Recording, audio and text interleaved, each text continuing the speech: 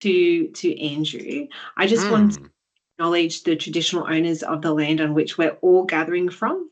I also want to acknowledge their history and experience of looking after the land. As first custodians, they have a deep and ever-present connection to nature.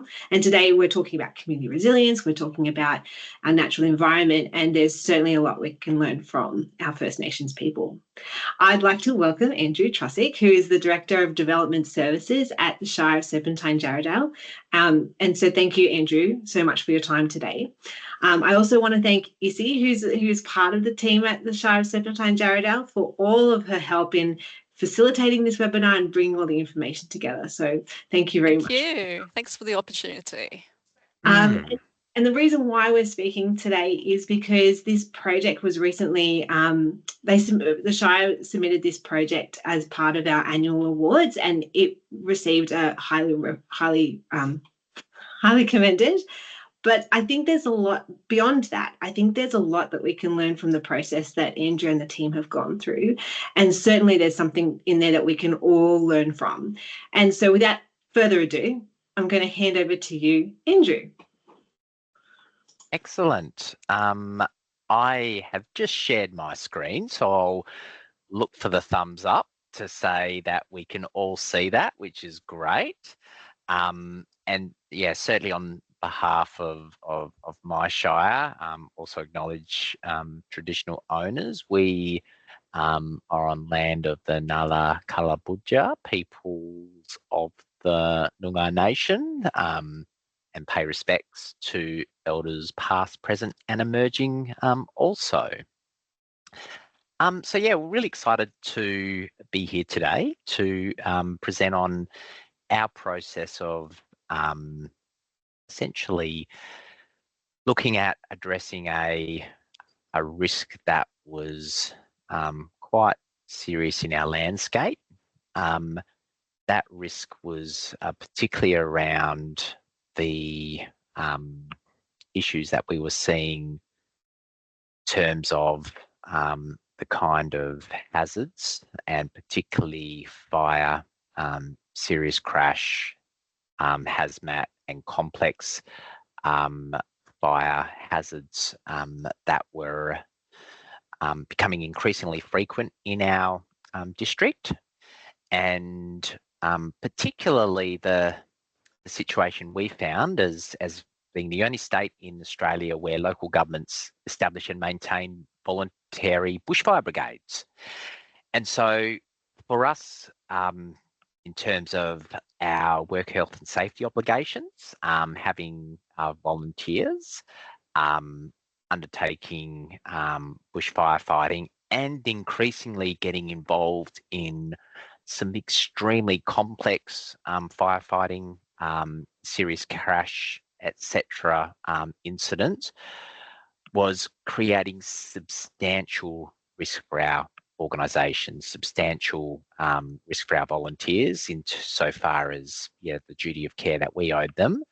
And we embarked over, I guess, started in around 2019, embarked on a process to engage in with the state government collaboratively, but where necessary in a relatively robust way to demonstrate the critical need for a career fire station to be committed for, funded and developed within the Shire.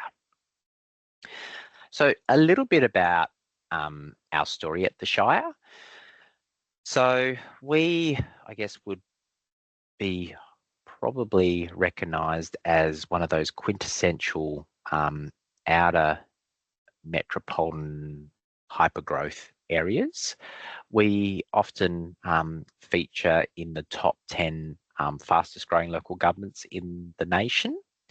Often that is on a percentage term. So coming off a base of around 8,000 residents in 2002, we're now up to just under 40,000 residents in 2022. We year on year are welcoming about 1,500 new residents to the Shire. So over the next 15 years, we will be doubling again So come sort of towards 2040, we expect to be close to sort of 73,000 people, and very much marching onwards towards that 100,000 people mark by the, I guess, the mid-century. And so I guess from a risk management, where we're looking at hazards in the landscape, the likelihood and the consequence of those, it's really in established urban areas of cities and regions, your hazard management is relatively very much, I guess, a very lot of preparedness and response focused. For us, we are continually increasing our hazard or our risk profile by virtue of just marching more and more development across the landscape. And so we set about trying to better understand what our obligations as a local government needed to be when we're sort of developing in a relatively high risk sort of landscape, risk associated with particularly fire in the landscape, flooding in the landscape, but also the risk that comes with sort of new forms of development being welcomed into our shire. So major educational institutions, major industrial and commercial institutions, all the things that didn't exist pre-2002. And we really need to sort of we needed to really start to get serious about addressing that risk element, about how well are we able to prevent any serious incident that is recognised as being beyond the capacity of local government volunteer brigades to deal with. So, yeah, a little bit of sort of, growth statistics. So it's really interesting, our story. We're sort of, whilst Perth and Peel are very coastal orientated city, like a number of our cities, probably the majority of our settlements are very coastal orientated. The Shire is within the inland corridor. So Perth and Peel has a sort of a northeast inland corridor and a southeast inland corridor. Often the northeast and southeast corridors compete on price. So in a market where we're heavily constrained with housing supply and affordability, there's been so much focus on the northeast and southeast corridors for growth. So yeah, 225% across sort of just over 23, 24 years, giving that average annual growth rate of around 5 to 6%. Now also in real terms, so Byford, which is our current growth area, in real terms, that was the second fastest growing suburb in WA. And interesting, we had the highest natural increase. So very much young families, young children, babies and whatnot, being a big part of our story. So some vulnerable populations as well in that area, really ratcheting up the concern about risk management. So yeah, the idea of risk in the landscape, and if I might even look to just share quickly another brief image that might sort of help to illustrate nicely the nature of risk in the landscape. So this is the Shire, so 900 odd kilometres. If you get your bearings, essentially the intersection of where the Darling Range meets the Swan Coastal Plain in this direction, hills in that direction, Perth to our sort of northwest.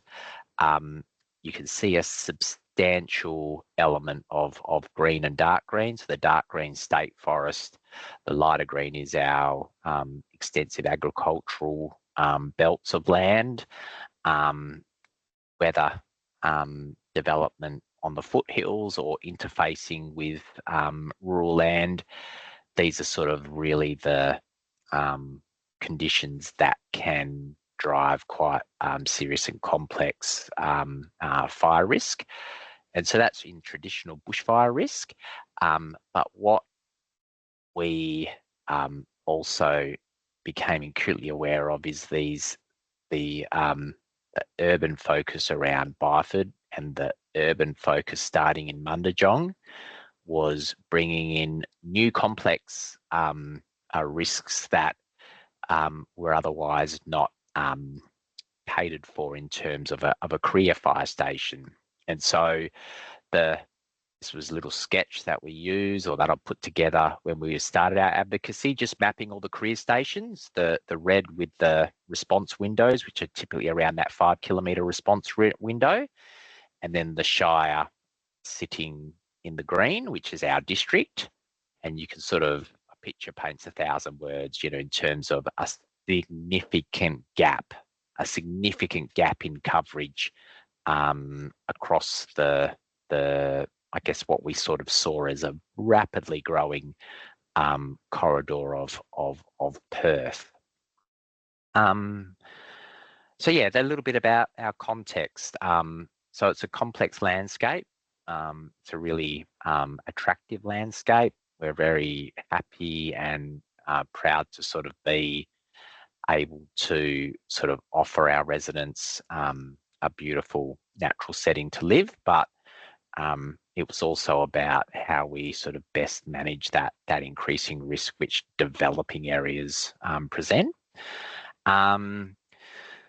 So the duty of care as part, particularly around the harmonisation of work health and safety legislation across the nation. All of these, all of our volunteers are essentially take the status of workers according to the work health and safety legislation, whereby the duty of care that we owe our workers, and also in exercising that duty of care, that sort of recognition that people in charge of a business undertaking, the PCBU, vis-a-vis myself as a director, our CEO, could be held personally liable if we weren't essentially exercising our duty of care and doing everything reasonable and practicable to be able to address risks in respect of this activity. So that was really more of a thing that really drove us to be able to engage with the state government about what we were facing as a shire. You know, in terms of, whilst we show a place like Byford insofar as on a map, it's interesting actually when you sort of see the nature of the landscape. So very much, you know, connected tree canopies across the older parts of the town, and then, you know, a little bit beyond that, the conversion of grass landscapes, rural land into development elements.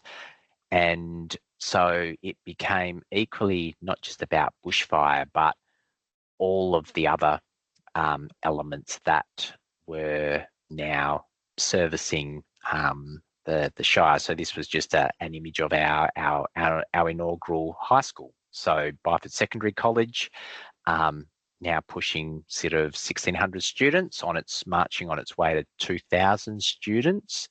Another sort of $20 million expansion underway at that high school. So, you know, why do I show this image? So I guess, you know, bushfire in the landscape, you know, our volunteers are certainly skilled in that regard, but I guess a bushfire which then takes hold of a high school that's sort of 1,600 students without a place to be educated. That's over 300 staff who are without a job. That's probably a dozen or so local businesses that have had that supply chain severed, all because we didn't necessarily have that capacity and capability to be able to respond with the resources needed to be able to combat what would be a significant and complex fire if it did start in a setting like a high school. So it was changing that narrative around, whilst we're bushfire prone, it's actually now more about the risk that will come with fires in major institutions, major commercial buildings, and what that can do to our economy and our capacity to cope as a community, which would be, I think, very, very significantly challenged if we didn't. So this high school predated the career station by almost 15 years. So massive risk for this kind of institution to be delivered without sort of backing that up with the capability of dealing with a response to an incident there. Industrial commercial development, as well as serious crash, like the jaws of life, those kind of things that in sort of open landscapes, high speed limits, quite dangerous roads that we have in parts of the Shire, also seemed to be something that needed to be addressed through the career station. So we sort of set out on an advocacy plan to particularly engage with the I guess the lead agency for disaster management arrangements, as in all states and territories, is the state and territory. So ultimately, it's a function not expressly mentioned in the Constitution, so it automatically divests to state and territories. So for us, it was now about engaging with our Department of Fire and Emergency Services, the state department responsible for disaster management arrangements within WA. And we set about naturally trying to use the evidence and data that I've mentioned thus far in the story to basically show that as part of exercising our duty of care to our volunteers, and also making the ultimately responsible agency aware of the situation that we were facing, that would start to build, I guess, a builded relationship that went beyond just the support we received for our bushfire brigades, started to filter up into the levels of that organisation, like at the commissioner level and, of course, the responsible minister level. The data was about telling a story of the Shire landscape. The Shire story for many years had been about bushfire in the landscape, and we needed to really start to update that story and talk about now development in the landscape. And as a thriving, rapidly expanding urban area, how did we need to recognise that we've built some resilience at the community level. We still do that, but predominantly a lot of that resilience was about shared responsibility around preparedness for bushfire. I don't think we could do any more things possible to be able to address community coping capacity if we lost a major institution in our landscape because there was not the resources available with the right kind of equipment to be able to respond to a major incident that threatened to impact that. So yeah, that idea of identifying, well, what would happen if we lost one of our 7 primary schools or single high school in Byford? What would happen if we lost one of our 2 major supermarkets in Byford? Yeah, what would happen if we lost 1 or 2 of our major industrial developments within Byford? So that capacity to respond, people out of work, options for building back better, take time, workaround options for what we do in the interim, particularly around impacts on education and vulnerable children, when education is impact, very, very significant negative effects, particularly on our community where we do have some lower socioeconomic and at-risk family components. So that's the kind of story we told. We also sort of said, if we plan the station in the right area, so this is just an image of Byford. So if I was to just show you this is sort of Byford here. So when we go over to the next page, you kind of see Byford there. And it sort of showed that if we got a station anchored in Byford, we would, in our mind, address, if you sort of think back to that image I hand drew about where the career station was in that 5 kilometre envelope, you kind of really get career firefighters dealing with the stuff that career firefighting should be set up to do, leaving our very talented volunteers to be looking after sort of the stuff outside the red. So that very much that rural urban interface where it's the threat of bushfire as opposed to the threat of fire in an urban landscape, the threat of structure fire, the threat of hazardous fire and the like. So how did we actually sort of do the advocacy? Naturally, probably bringing our volunteers on the journey was an important one. I'm not sure of whether it's the same in other states, but there can be sometimes, at times, a bit of a sort of, I guess, a robust relationship between the volunteer brigades versus career brigades. We say our volunteers are professionally trained firefighters. Yes, they are volunteers. So we had to be really mindful of bringing them on the journey, that this was not about divulging our I guess, our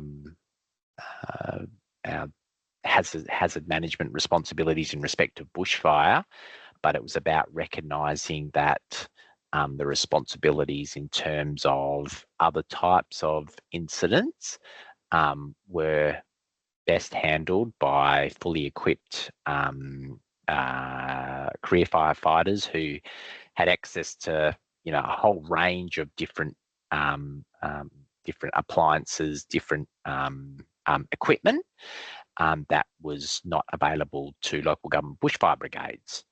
So that was important. Location-wise, in a rapidly growing area, being able to place that kind of infrastructure, like a career station, somewhere in our landscape was a window that was quickly diminishing or quickly closing because of land being essentially allocated or purchased for development purposes. The engagement directly with the responsible agency, also the responsible minister. So whenever the minister was visiting one of our brigades, or the Shire generally, just having everyone from the Shire president to the CEO to councillors all saying the same things about why we were advancing a career, because I guess the question would be, well, you guys have got 7 bushfire brigades. What do you need a career station for? So it really needed to be on point because of structure fire, complex fire, serious crash response, hazardous incident response, etc. So really ensuring we had correct and consistent discussion or consistent sort of messaging around that point was really, really good. And I guess what did we learn from it? Well, probably like everything in an increasingly, I guess, scrutinised environment where funding is expected to be able to demonstrate benefit cost analysis, we had to sort of really sort of drive our position through concrete data. And I guess, concrete sort of risk assessment, which I guess any one of us can do, like in terms of looking at a hazard, looking at the likelihood and the consequence of that hazard, and risk management, or risk is what, or the raw risk of what we were facing was, I guess, probably a relatively high risk of fire, the likelihood of it impacting a piece of community infrastructure, the consequence of that being pretty significant, raw risk being very, very high, how to sort of reduce that to an acceptable residual risk level. That was through the focus upon the commitment to deliver a career fire station on the ground within the Shire. Having sort of hopefully everyone and showing we had support across our brigades was, I think, really important, and that this was not a takeover bid, or this was not an attempt to essentially delist or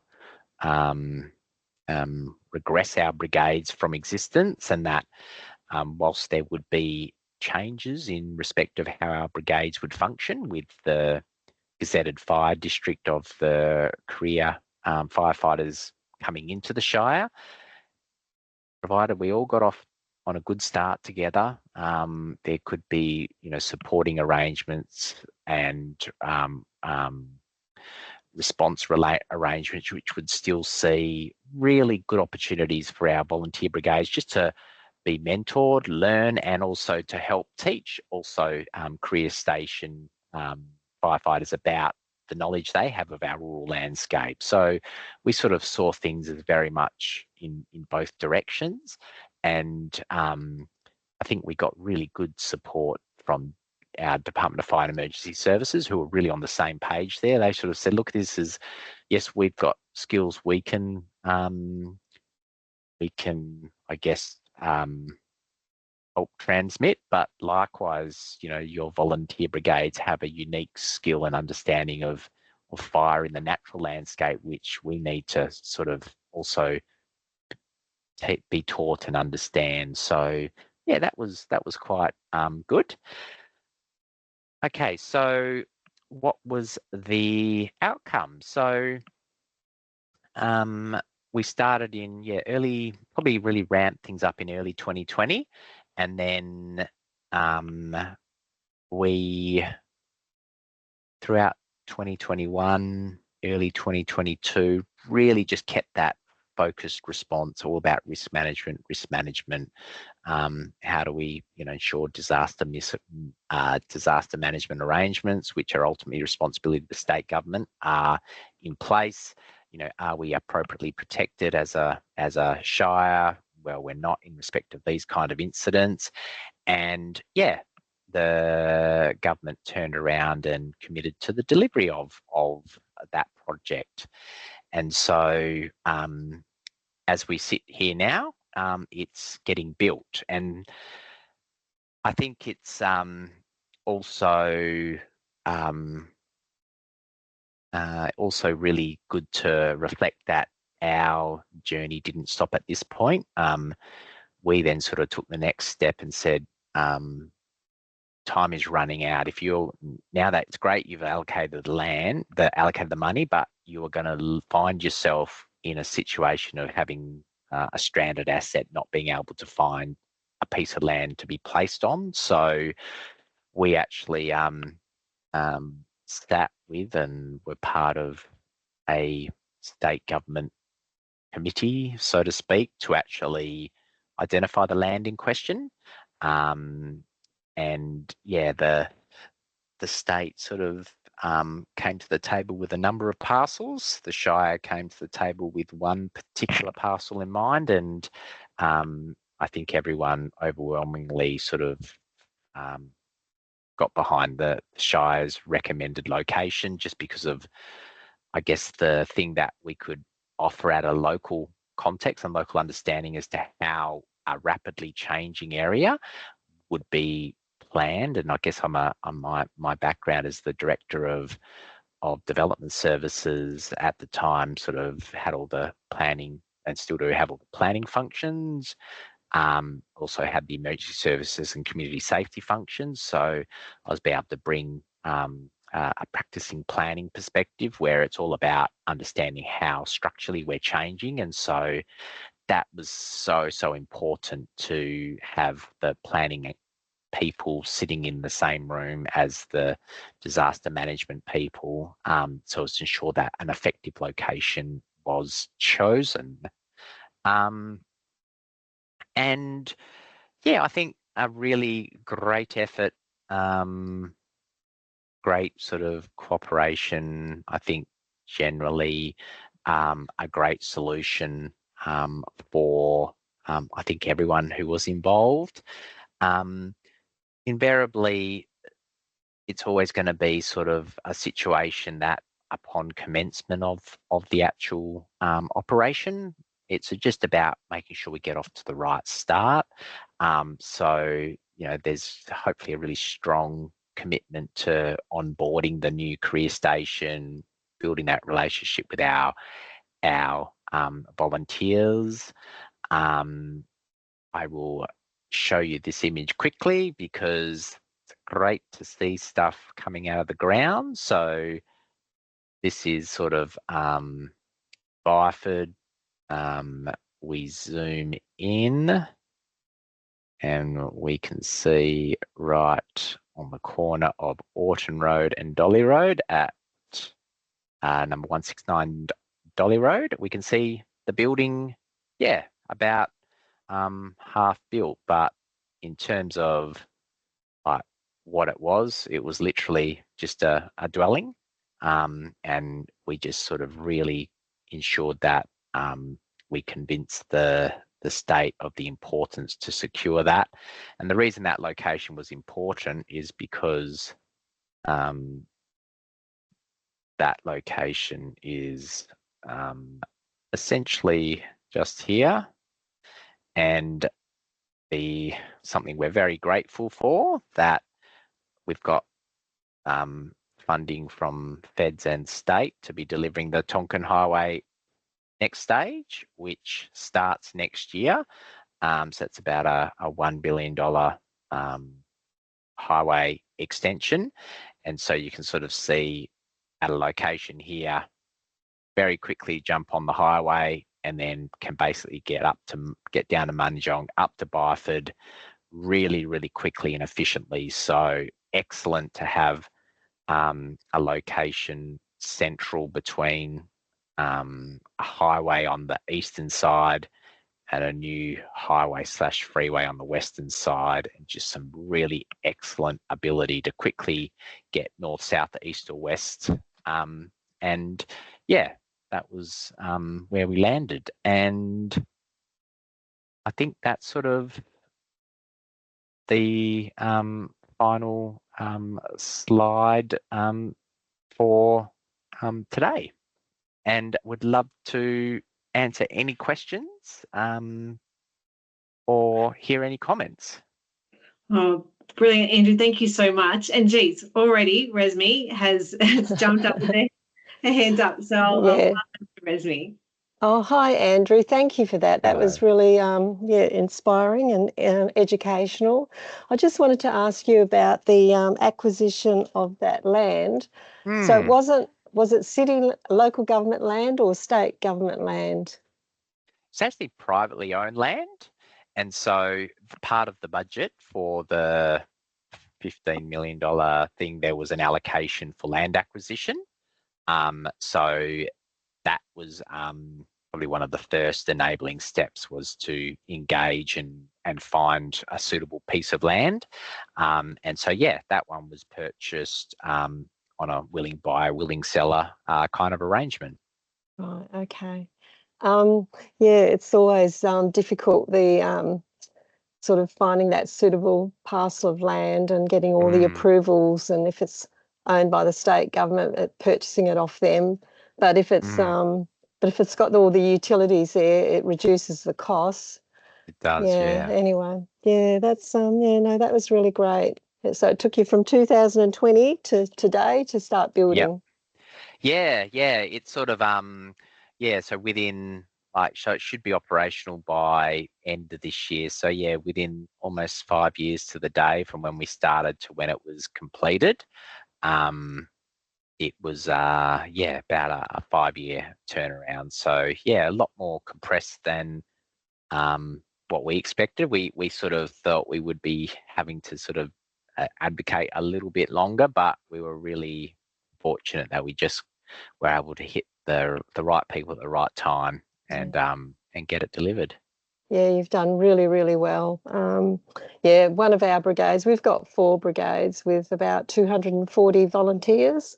Good. And one of the brigades, they're outgrown their station. So over the period of time, we've been looking at what to do and to encompass, like you were saying, with DFES. But we're sort of still on that journey.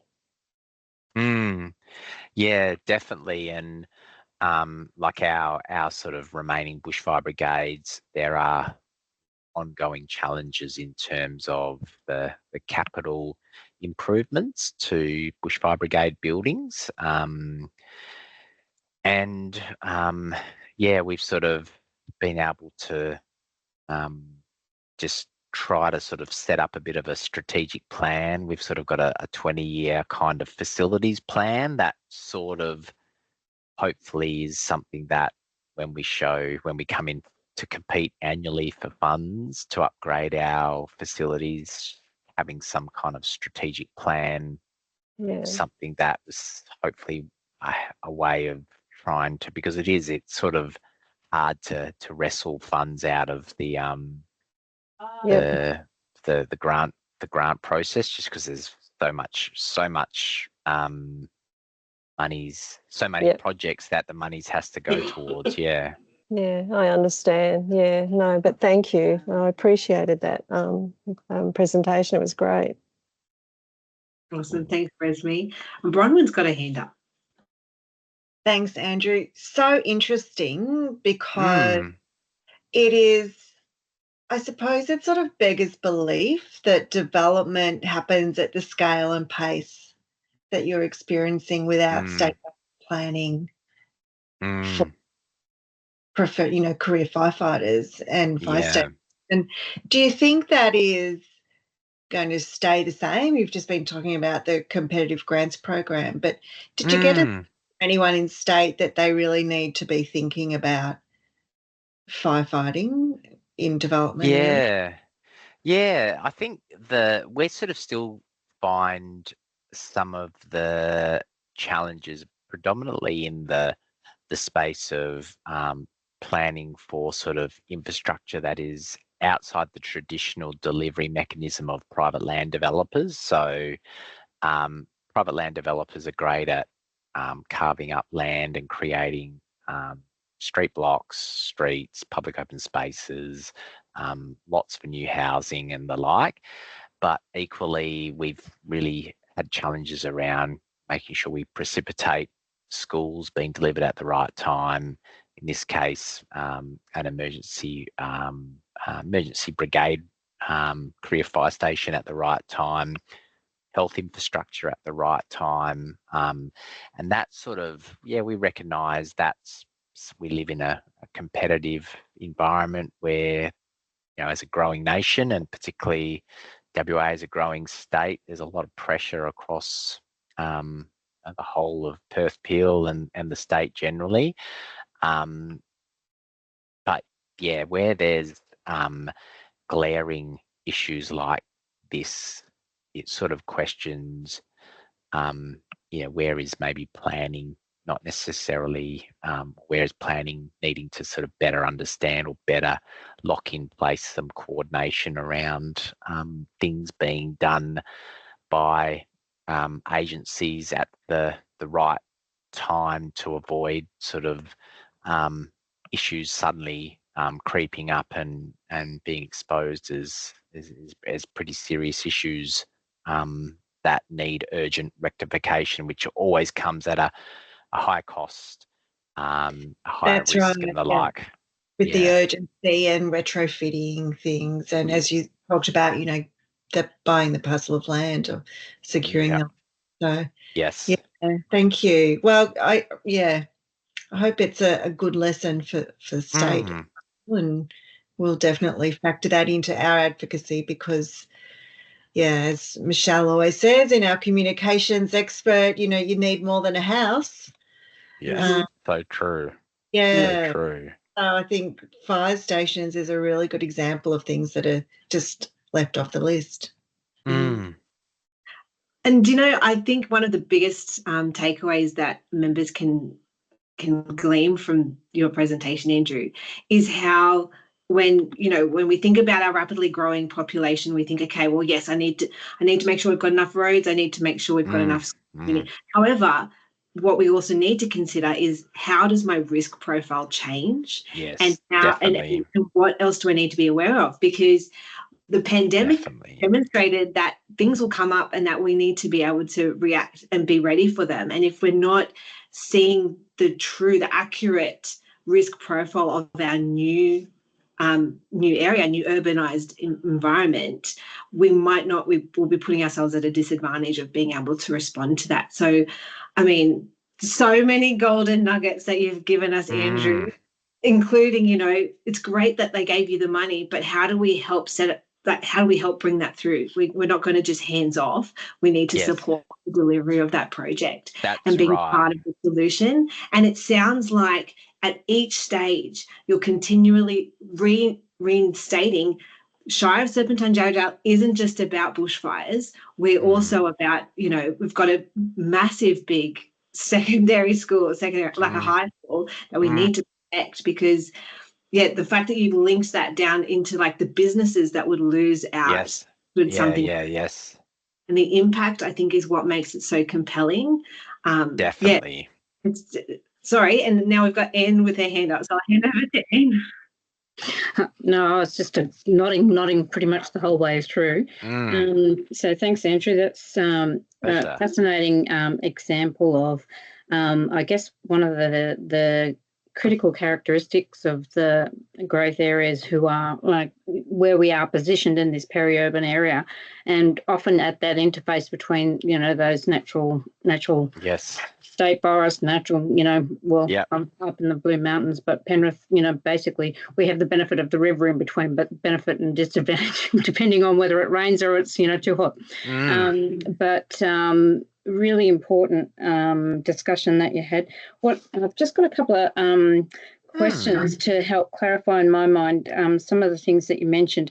So if you now have your rural fire services, as we call them, bushfire services, as well as your career firefighters, who is then becomes the coordinator in a real emergency?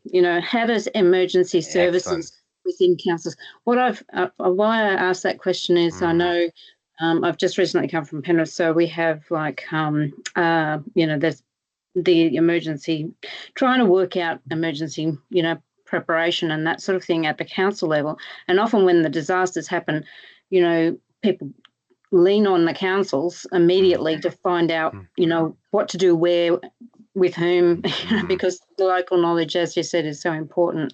So I'm interested to know how they've framed that up if you've got your rural fire services with council. Definitely, and I'll show an image on that. Let me have a look. What's the best one that I can come up with?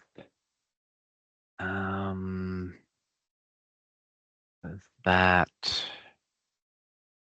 No. So essentially, what I'll probably go back to is maybe I'll go back to actually in the slides. Let me stop sharing that one. And I'll go back to that image that we had of the gazetted 5 district and where that extends to. So essentially everywhere in the hatched red now becomes the gazetted 5 district of Perth. And so if you're a property owner in that hatched red area, this year you would have paid your what we call, say, ESL, so Emergency Service Levy 3, ESL 3, which is basically response is provided through a local bushfire brigade, which is can be backed up by a career fire station further afield. So that would be ESL 3. So this time next year, everyone in that red area will be paying ESL 1, Emergency Civil Service Levy number 1, which is much greater cost, much higher cost. And they pay that higher cost because now for every incident within that hatched red area, it will be the career station that is responsible for response. So what does that do for, say, our Byford station, which is right here? Certainly the response numbers for Byford will dramatically reduce, but we say that there is still a significant important responsibility for Byford in that mitigation space. So, you know, that prevention / mitigation through particularly controlled burns on that rural-urban interface. So all of these sort of whitish areas, and even within the gazetted fire district, you know, the DFS, the career station has to actually be, you know, essentially on foot 24/7, 365 for response. So within the I guess what we call the gazetted area, there'll still be an ongoing responsibility around prevention and mitigation work. So I'd like to think that will hopefully give some space for the local brigades to be able to do a little bit more of that. And like, it's great there. I think everyone is really in that space of, you know, the Sendai framework and understanding your hazards and disaster risk governance and disaster risk management. And like, you look at sort of Byford, we've got some amazing natural landscapes, but closely intermixed with very sensitive, very vulnerable uses. So that's our sort of Brickwood Nature Reserve, that's Cardup Nature Reserve, not close to, this will be new urban area here. We've got a lot of these sort of creek line multi-use corridors that pick up the former sort of creek flows, all of which sort of have that risk in the landscape. We've got interesting Byford. Byford's history initially 100 years ago was the first ever state bricks works, fired and created their first bricks back in 1915. So the brickworks have been at Byford and the Shire generally. We can sort of still see them down here for over a century. But in the 70s, there was a big push to relocate the state pacing centre to Byford. So this is the trotting complex.